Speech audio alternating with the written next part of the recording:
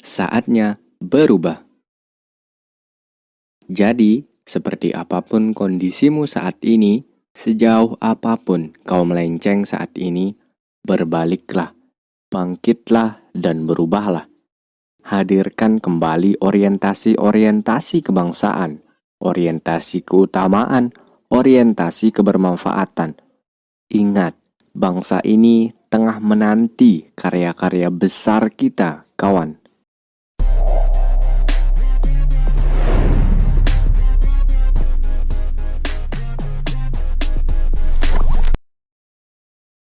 Karena kuliah itu nggak penting, makanya berubah.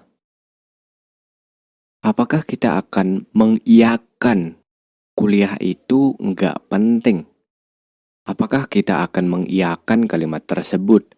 Ataukah justru menepisnya dan membuktikan sebaliknya? Banyak perjuangan dan banyak tetes peluh bahkan tangis orang tua kita yang telah mengantarkan kita hingga sampai detik ini.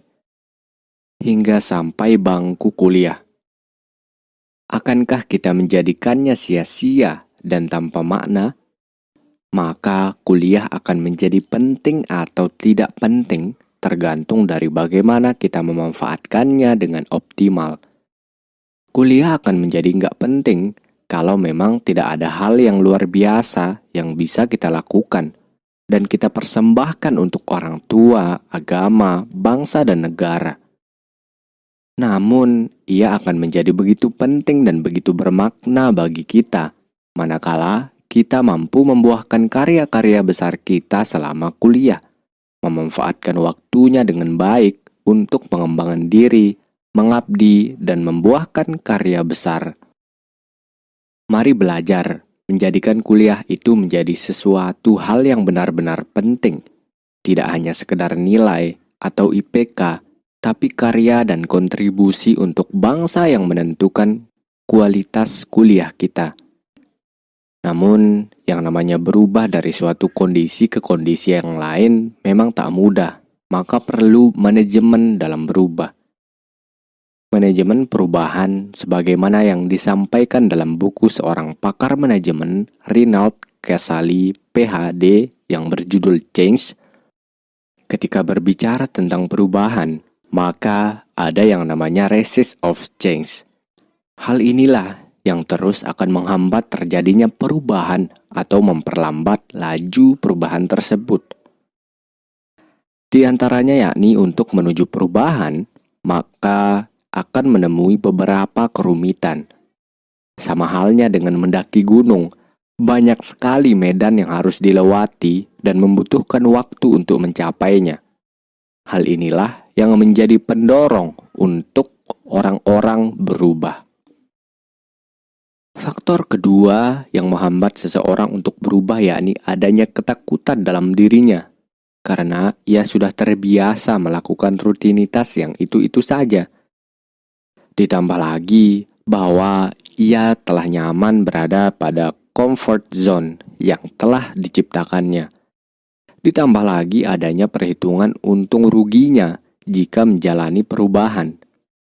Banyak orang tidak melakukan perubahan karena memikirkan untung rugi jika ia berubah dan cenderung hanya memikirkan keuntungan dengan tidak berubah tanpa memikirkan kerugiannya. Hal selanjutnya yakni karena tidak adanya change agent. Padahal change agent sangat penting untuk menuju perubahan. Bayangkan jika dalam suatu komplek terjadi pemadaman listrik, maka masing-masing penghuni komplek tidak akan protes. Wong sama-sama mati kok. Dan lebih cenderung mengandalkan orang lain yang akan melaporkan pemadaman lampu tersebut. Change agent tidak perlu banyak orang. Karena dengan sedikit orang, namun orang tersebut mampu menggerakkan orang lainnya untuk bertindak. Itulah yang dinamakan change agent. Hal terakhir yakni tidak ada leadership. Cenderung memiliki jiwa manajer yang patuh pada tupoksi. Hal ini juga menjadikan perubahan pada diri seseorang terhambat. Hal-hal tersebut mestinya dihindari untuk bisa menuju perubahan yang lebih baik.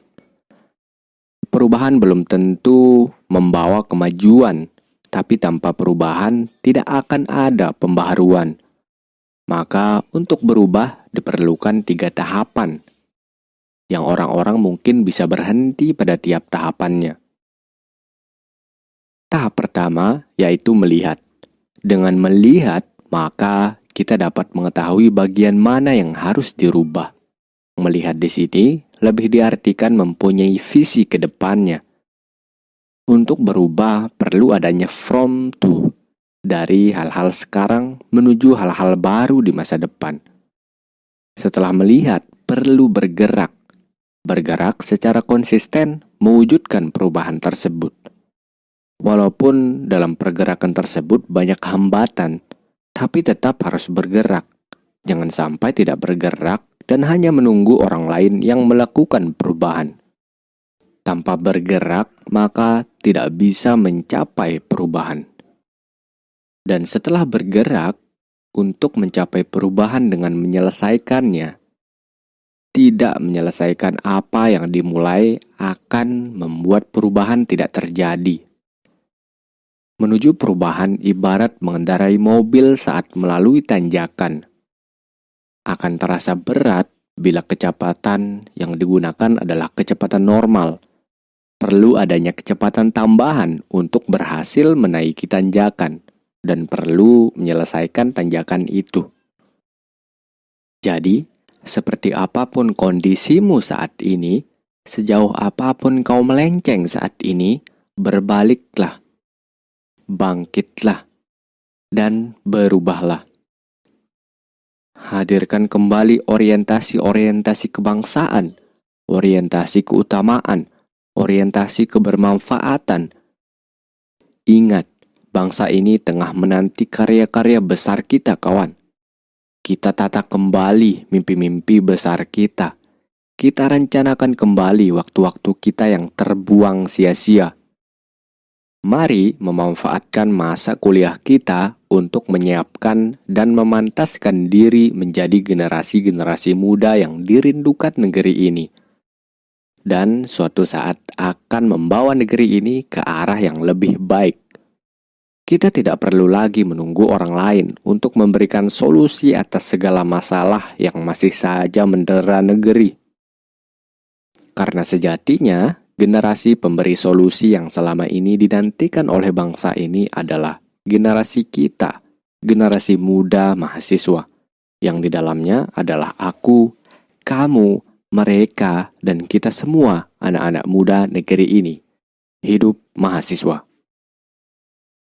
Ketika aku masih muda, serta bebas berpikir dengan khayalan, aku bermimpi untuk mengubah dunia.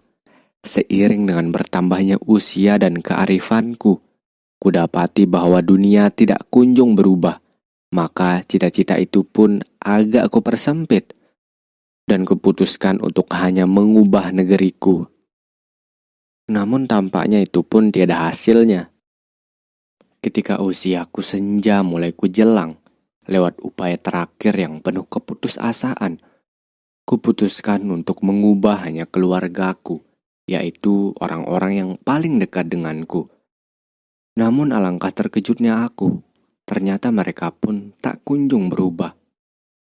Dan kini, sementara berbaring di tempat tidur, menjelang kematianku, baru kusadari.